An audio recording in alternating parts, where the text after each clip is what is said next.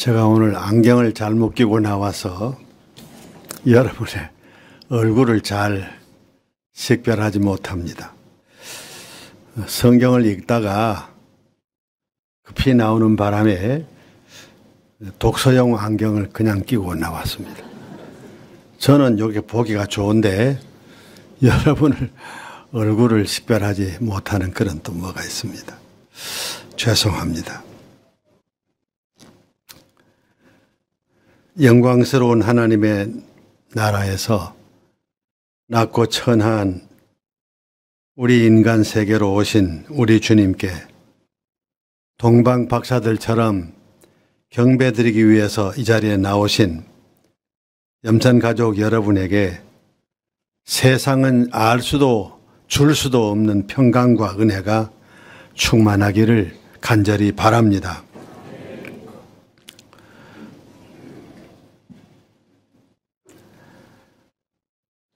주님 탄생하신 성탄절은 모르는 사람이 없을 만큼 모든 사람이 기뻐하는 명절이 되었습니다. 그러나 이 날을 성탄절이라고 안다고 해서 하나님이 주시는 은혜와 사랑을 모든 사람이 누리는 것은 아닙니다. 성탄절이 왔다고 해서 파티를 열고 선물을 주고받고 인사를 나누고 한다고 해서 하나님의 은혜를 누리는 것이 아니라는 말씀입니다. 성탄절에 허락하신 하나님의 은혜는 성탄절에 합당한 마음가짐을 가진 사람이 받아 누리게 됩니다. 마태복음 1장과 2장에서 우리는 주님 탄생하셨을 때 가장 가까운 거리에서 탄생하신 주님을 영접했던 사람 요셉을 볼 수가 있습니다. 그는 주님의 어머니 되는 마리아와 약혼한 사이였습니다. 하나님께서는 아들을 이 땅에 보내시면서 요셉을 들어서 탄생하신 주님과 그의 어머니 마리아를 지켜주고 보호하도록 했습니다. 그는 꿈에 천사가 나타나서 자기에게 지시하는 대로 순종을 했습니다. 아무도 그의 일을 대신할 수가 없을 만큼 중요한 일을 그가 했습니다. 그런데 우리들까지도 평생 목회온 저까지도 탄생하신 주님에 대해서 그리고 주님의 모친 되는 마리아에 대해서는 깊은 관심을 우리가 가져왔지만 이 특별한 역할을 했던 특별한 섬김을 섬겼던 요셉에 대해서는 별로 관심을 두지 못했습니다. 마태복음 1장과 2장 말씀을 보면 그는 성탄에 합당한 마음가짐을 가진 사람이었음을 알 수 있습니다. 이 마음가짐이 돼 있었기 때문에 오신 주님을 영접할 수 있었고 섬길 수 있었습니다. 그가 아니었으면 과연 그 일을 누가 했을까 할 정도로 그는 대단히 중요한 역할을 했습니다. 여러분, 우리가 성탄절을 1년에 한 번씩 맞이합니다. 어떤 마음가짐을 가져야 이 성탄절에 특별히 내리시는 하나님의 은혜와 평강을 우리 것으로 삼을 수 있을까? 어떤 마음 그릇이 돼야 우리가 그 은혜를 담을 수 있을까? 오늘 이 요셉을 통해서 우리가 한번 깊이 생각해 보았으면 합니다. 첫째로 성탄절에 합당한 마음가짐은 예수님은 하나님의 복생하신 아들이시고 우리를 구원하기 위해 오신 그리스도 곧 메시아란 사실을 믿는 일입니다. 마태복음 1장 18절 이하 그리고 24절과 25절 말씀을 보면 요셉이 어떤 사람인가 하는 것을 알 수 있습니다. 그는 어느 날 갑자기 도저히 자기 감정으로는, 자기 힘으로는 감당기 어려운 큰 어려움을 당하게 됩니다. 그렇게도 순결하다고 믿었던 그의 약혼녀 마리아가 임신한 것을 그가 안 것입니다. 이때 마리아에 대한 그의 감정이 어떠했겠습니까? 얼마나 실망하고 얼마나 분노에 가득 찼겠습니까? 어떻게 이런 일이 있을 수 있느냐 하는 것입니다. 그러나 그는 아무도 모르게 마리아와의 관계를 스스로 끊으려고 했습니다. 만일 그가 이때 마리아가 임신한 것은 나와 상관없다 하면서 떠들었으면 마리아는 끌려나가서 돌에 맞아서 죽었을 것입니다. 마리아가 죽었다면 예수님은 또 어떻게 되는 것입니까? 그래서 그는 끓어오르는 분노를 멈추고 조용히 이 문제를 스스로 자기만 아는 일로 해결하려고 했습니다. 그래서 마태는 말하기를 요셉은 의로운 사람이라고. 달리 의로운 사람이 아닙니다. 이래서 의로운 사람이라고 평가한 것입니다. 마음에 이 생각을 하고 있을 때 천사가 그를 찾아왔습니다. 마리아가 임신한 것은 부정한 일 때문에 임신한 것이 아니고 성령으로 잉태됐다는 것. 마리아가 앞으로 낳을 아들은 하나님의 복생하신 아들이라는 것. 아들을 낳거든 그 이름을 예수라 하라고, 이런 말씀을 천사가 요셉에게 일러주었습니다. 이런 일은 인간 역사에 두 번 다시 없었습니다.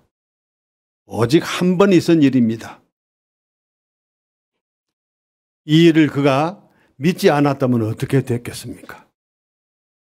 어떻게 이런 일이 있을 수 있는가? 믿지 않았다면 어떤 일이 왔겠습니까? 오늘날도요, 소위 신학자라고 이름 붙인 사람들 가운데서 성령으로 잉태된 것을 믿지 못하고 이상한 방법으로 해석하는 분들이 있어요. 한국 교회도 있습니다. 동물들 가운데 아주 쉽지는 않지만 날 때는 암컷으로 났다가 일정한 기간이 지나가면 수컷으로 변하는 동물이 있다고 합니다. 아주 또 희귀하게 어떤 동물은 한 몸 안에 암컷과 수컷의 기능을 함께하는 이런 인자를 가지고 태어나는 그런 동물도 있다고 합니다. 이걸 착안해가지고 마리아가 아마 그랬을 거다. 마리아도 아마 그랬을 거다. 남자의 기능과 여자의 기능을 동시에 가지고 태어났을 것이다. 이렇게 해석하는 신학자가 있다 그 말입니다. 못 믿으니까, 믿고 싶지 않으니까 이런 억지 주장을 하게 되는 겁니다. 제가 이분들 이 얘기를 하고 싶어 하는 거 아닙니다. 요셉의 얘기를 하자고 이 얘기를 한 겁니다. 요셉이 성령으로 잉태됐다는 천사의 말을 듣고 묻지도 않았습니다. 고민하지도 않았습니다. 의심하지도 않았습니다. 그대로 받아들이고 믿었습니다.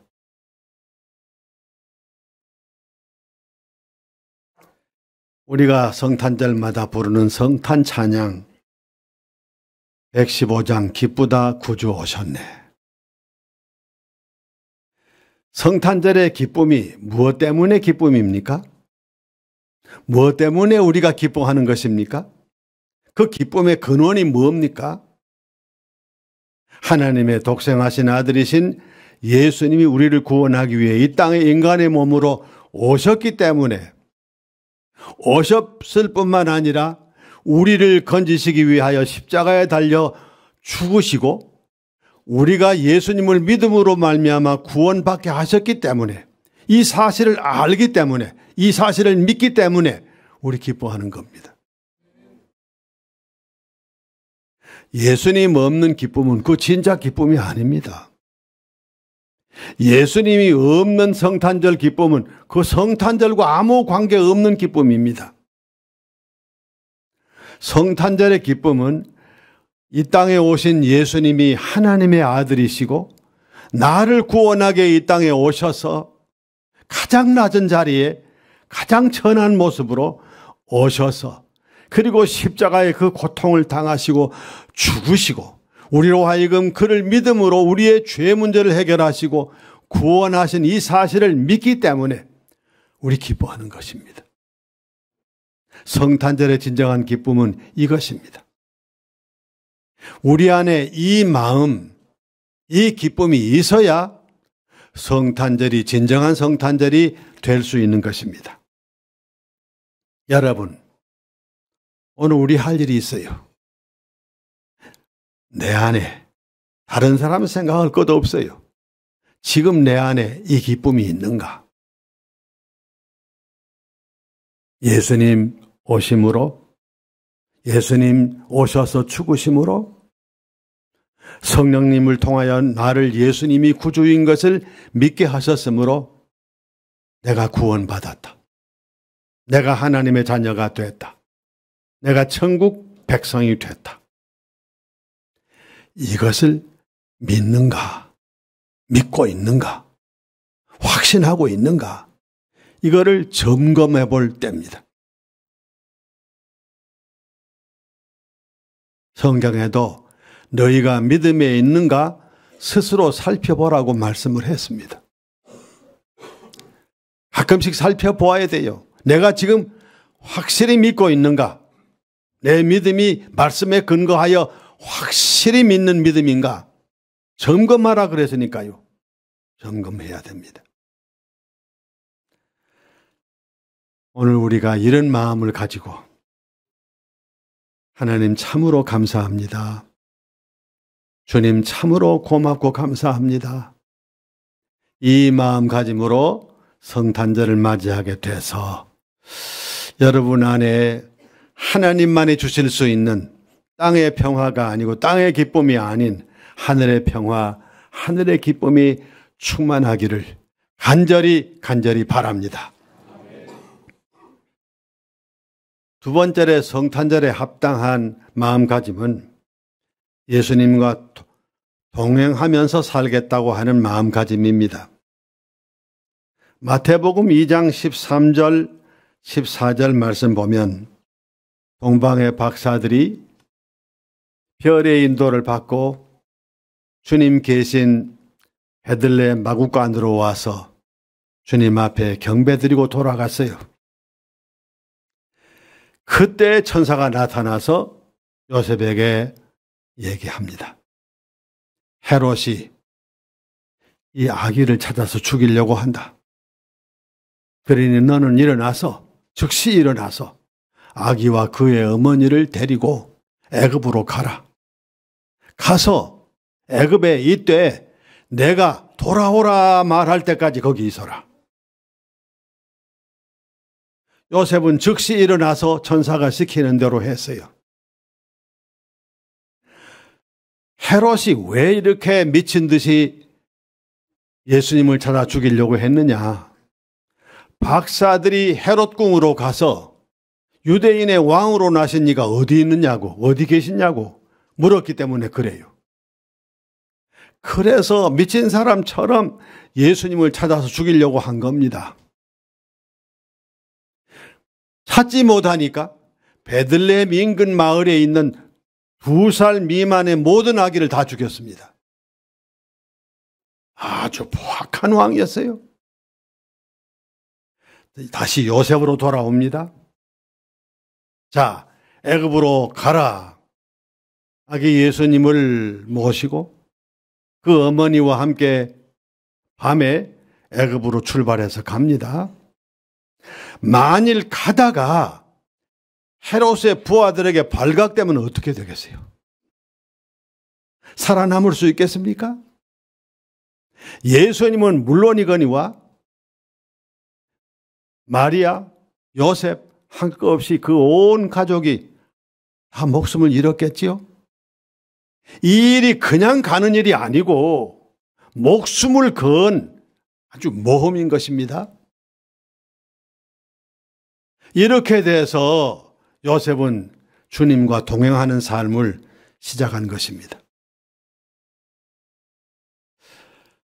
요셉이 그 이후에 얼마나 오랫동안 주님과 함께 있었는지 성경은 누가복음 2장에서 언급하고는 다시 언급이 없습니다.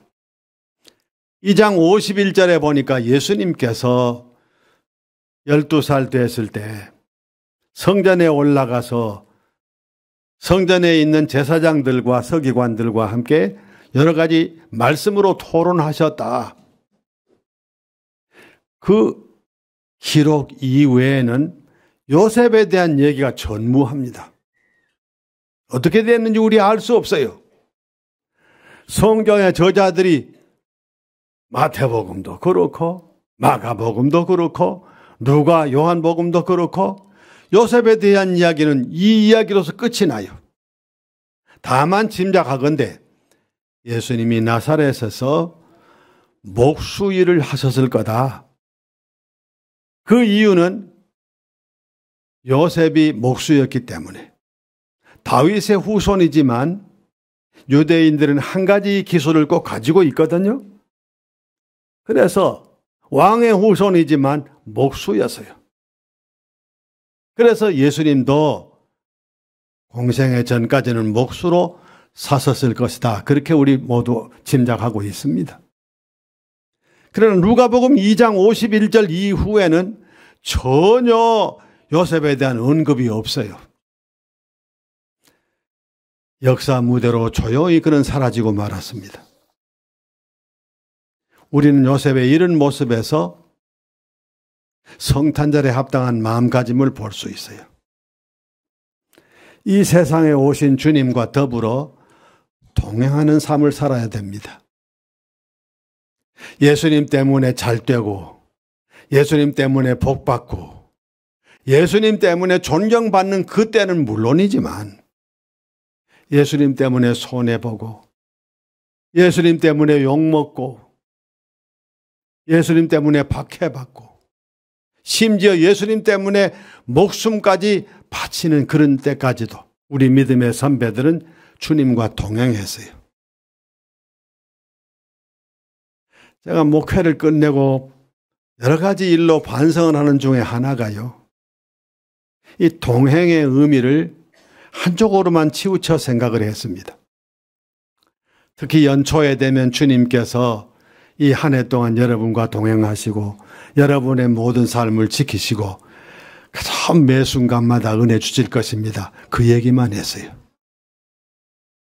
제가 여러 가지로 반성을 많이 하고 있습니다. 말씀 읽으면서.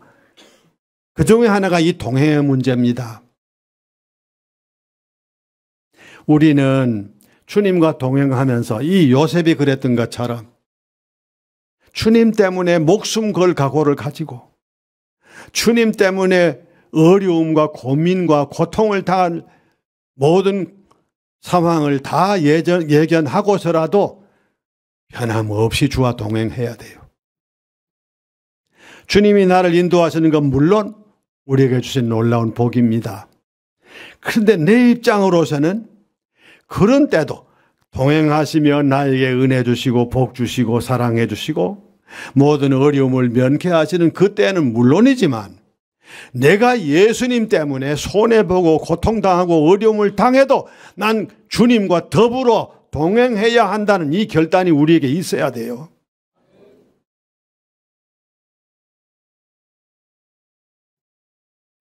이 결단이 우리에게 없으면 주와 동행하기 어렵습니다. 성탄절에 우리가 마음에 다짐하고 결심할 거 하나 있습니다. 나 이제 나를 위해 오시고 나를 위해 그 모든 고통을 당하시고 십자가에 달려 죽기까지 하신 주님, 아무든지 나를 따라오려고 했던 자기를 부인하고 자기 십자가를 지고 나를 따르라고 말씀하신 대로 나 그렇게 살아야 되겠구나. 괴로운 때나 즐거운 때나 건강한 때나 병든 때나 잘 되는 때나 못 되는 때나 성공할 때나 실패할 때나 나 위에서 죽으신, 나를 구원하신 주님의 뒤를 따르고 주와 함께 가는 이 삶을 살아야 되겠구나. 이 다짐과 결심이 오늘 이 성탄절에 경배드리러 나오신 여러분 안에 일어날 수 있기를 간절히 바랍니다. 세 번째로 성탄절에 합당한 마음가짐은 주님을 위하는 삶을 살기로 결단하는 일입니다. 마태복음 2장 19절부터 그 이하를 보면 헤롯이 죽자 천사가 나타나서 헤롯이 죽었다. 아기를 찾던 헤롯 왕이 죽었다. 그러니 너는 아기와 그 어머니를 데리고 이스라엘 땅으로 들어가라 말씀을 합니다. 즉시 일어났습니다. 그리고 예수님, 아기 예수님과 그 어머니 마리아를 모시고 이제 가나안 땅으로 들어가는 겁니다. 어디로 가기로 처음 작정했겠습니까? 예수님이 나신 베들레헴으로 가려고 작정했던 것입니다. 성경의 문맥을 보면 그래요. 근데 가다가 소문으로 들었습니다. 아켈라오가 헤롯의 아들인데요. 아켈라오가 그 아버지를 이어서 왕됐다 하는 소문을 들었어요. 가다가. 그만 마음에 고민이 생긴 거예요. 아, 내가 애굽을 떠나오기 전에 아켈라오에 대한 얘기를 들었는데 그 아버지 이상으로 사악하다 얘기를 들었다. 그럼 어쩌지? 천사가 어디로 가라, 이스라엘 땅 어느 마을로 가라, 그렇게 말씀을 한 일이 없어요. 그래서 요셉은 예수님 나신 곳으로 가는 게 맞다 생각을 하고 베들레헴으로 가려고 했는데 아켈라오가 왕됐다고 하니까 고민이 생긴 거예요. 여기 이스라엘 다녀오신 분들이 여럿이 앉아 계십니다. 베들레헴은 예루살렘과 아주 가까워요. 얼마 되지 않습니다. 거기 갔다가 예수님 신변에 어떤 어려움이 오면 어떻게 해요? 이걸 걱정하게 된 겁니다. 나야 괜찮지만 하나님의 아들이신 이분이 거기 갔다가 아켈라오에게 혹시 생명의 위협을 받으면 어떻게 할까 고민하다가 그래서 나사렛으로 옮겨간 거예요. 나사렛은 저 갈릴리 호수 있는 그 근처입니다. 예루살렘에서 가장 먼 곳입니다. 자기가 좋아서 거기가 살기 좋은 데니까 나 거기 가야지. 그거 아닙니다. 내가 어디 가면 좋을까가 아닙니다. 오직 예수님이 어디 가야 안전할까? 이분이 어디 가야 안전하게 잘하실 수 있겠나? 그래서 베들레헴으로 가지 않고 나사렛으로 가신 거예요. 그는 이때부터 자기를 위하는 삶은 없어요. 예수님을 위한 삶을 살게 된 것입니다. 우리 여기서 성탄절에 우리가 가져야 될 마음가짐을 봅니다. 주님은 이 땅에 오심으로부터 높은 보좌에서부터 그걸 비워놓으시고 이 땅에 오심으로부터 가장 낮은 자리, 가장 천한 자리로 오심으로 그 모든 어려움을 당하셨어요. 마침내 십자가에서 죽기까지 고난을 당하셨어요. 우리가 이 은혜로 말미암아 오늘 여기 와 있습니다. 그리스도인으로서 여기 와 앉았습니다. 그런데 우리 안에 예수님을 위하는 마음은 얼마나 있습니까? 예수님을 위하는 마음이 우리 안에 얼마나 뜨거운 상태에 있나 우리 점검해 볼 필요가 있어요. 자꾸 나는 나 중심으로만 생각을 하고 하나님도 나 때문에 거기 계시고 예수님도 나 때문에 여기 계시고 뭐든지 나 중심으로 나만 위해 달라고 나만 잘 되게 해달라고 이렇게 생각하면서 신앙생활 해나오는데도 참 많아요. 그런데 우리가 하나님의 큰 은혜와 큰 사랑을 안다면 우리가 주님의 놀라우신 은혜를 제대로 깨닫고 있다면 이제 예수님을 위하는 삶을 살 때가 되지 않았나 그 말입니다. 주님을 위하는 삶을 우리가 살아드려야 될 때가 되지 않았나 그 말입니다.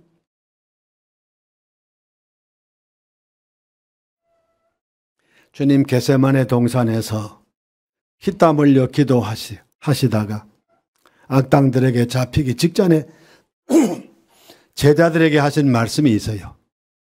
일어나라 함께 가자. 일어나라. 졸지 말고 일어나라. 나와 함께 가자. 그런데 그들이 그랬나요? 뿔뿔이 다 흩어지고 말았죠. 다 흩어지고 주님 홀로만 두고 다 떠나세요.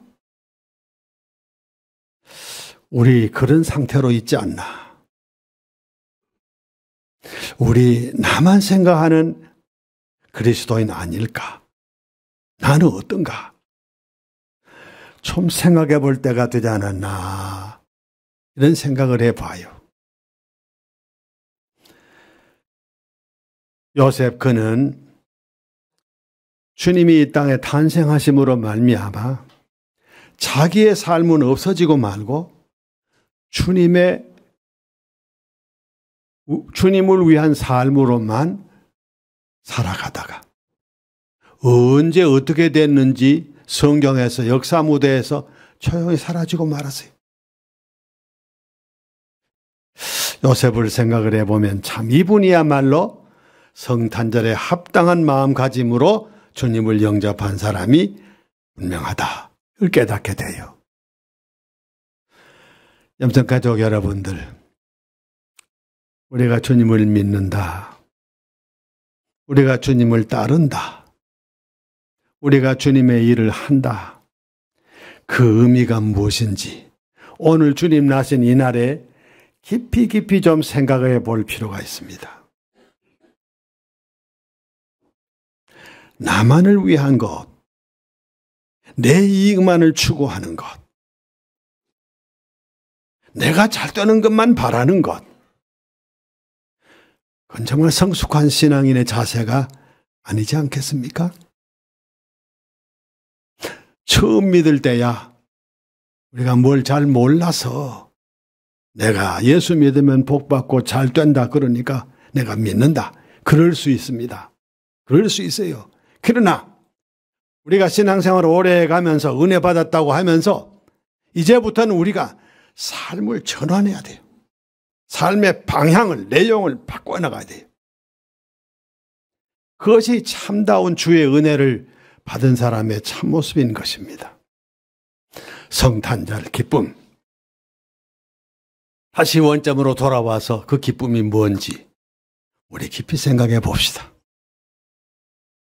예수님 없는 하나님이 허락하시는 기쁨이 아닌 기쁨으로 기뻐하는 우리는 아닌가? 아직도 그 언저리에서 맴도는 우리는 아닌가? 우리가 스스로를 생각할 일입니다. 우리의 남은 때, 우리의 남은 삶을 이 요셉처럼 말이죠. 요셉처럼 주님에게 초점을 맞추고 주님과 동행하고 주님을 위하는 삶으로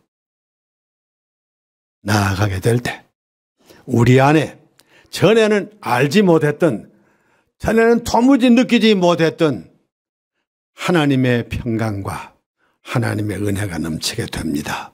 그런 은혜와 평강이 오늘 여러분에게, 여러분의 가정에 충만하기를 간절히 바랍니다. 기도드리겠습니다.